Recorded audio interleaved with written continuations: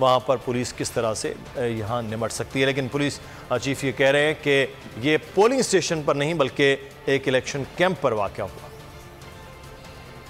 अब आपको बराह रास्त लाहौर चलते हैं, जहाँ पे पाकिस्तान तहरीक इंसाफ के रहनुमा हमाद अजहर न्यूज़ कॉन्फ्रेंस कर रहे हैं। आज 8000 मेगावाट लोड शेडिंग हो रही है, वो भी सारे दांत निकाल के चले जाते हैं।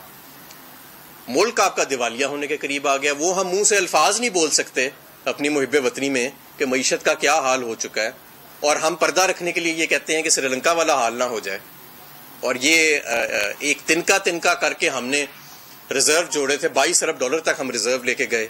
वोट ऑफ नो कॉन्फिडेंस से पहले देख लें, आपका यूरो बॉन्ड 6.5% पे ट्रेड हो रहा था, आज वो 26% पे है।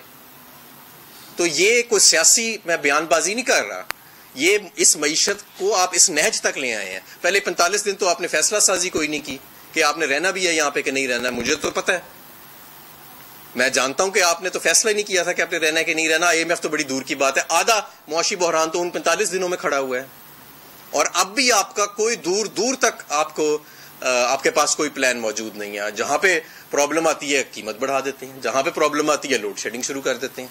ये तो पहली दफा हमने देखा है कि मईशत ऐसे चल रही है।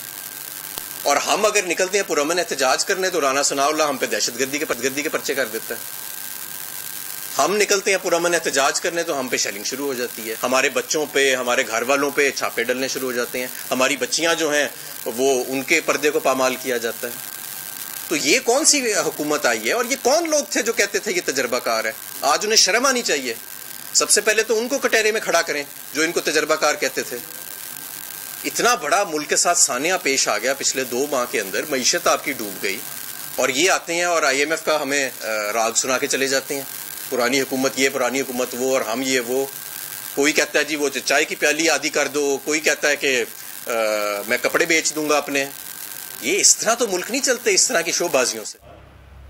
लाहौर में इस वक्त रहनुमा पाकिस्तान तहरीक इंसाफ हमाद अजहर न्यूज़ कॉन्फ्रेंस कर रहे हैं। उनका कहना है कि मईशत का बुरा हाल है और ये दांत निकाल कर चले जाते हैं।